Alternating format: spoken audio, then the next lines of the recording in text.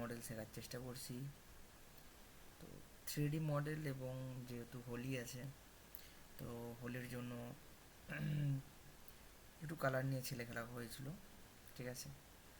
তো সেরকমই কিছু করেছি। অতটা প্রজেক্টটা হয়তো ভালো লাগবে না, বাট 3D মডেল শেখার জন্য অবভিয়াসলি প্রচুর কাজে লাগবে। তো আমি তোমাদেরকে ফুল প্রোগ্রামটা দেখিয়ে দিচ্ছি, কমেন্টগুলো আছে, কোনো সমস্যা হবে না তোমাদেরকে, ঠিক আছে, ছোটোর ওপরে। তো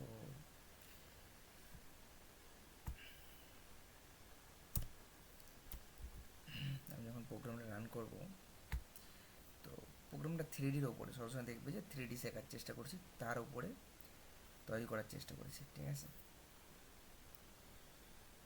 তো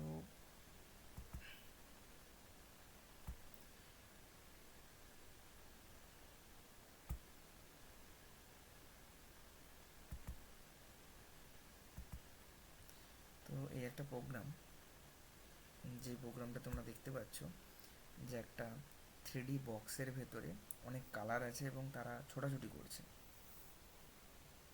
তো আমি 3D শিখতেছিলাম, তো শিখতে শিখতে তো ভাবলাম হোলির জন্য কোনো একটা কালার নিয়ে হয়তো ছেলে খেলা করি।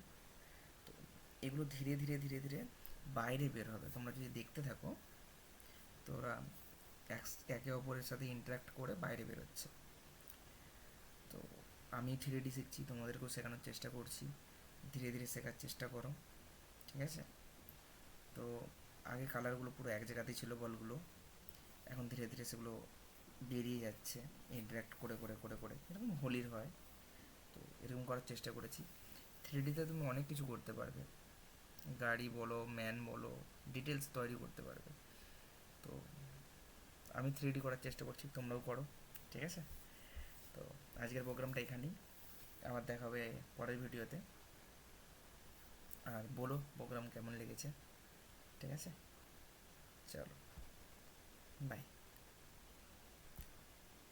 এবং ভালো লাগলে প্লিজ সাবস্ক্রাইব করো, এবং চ্যানেলটাকে সাবস্ক্রাইব করো এবং লাইক করো।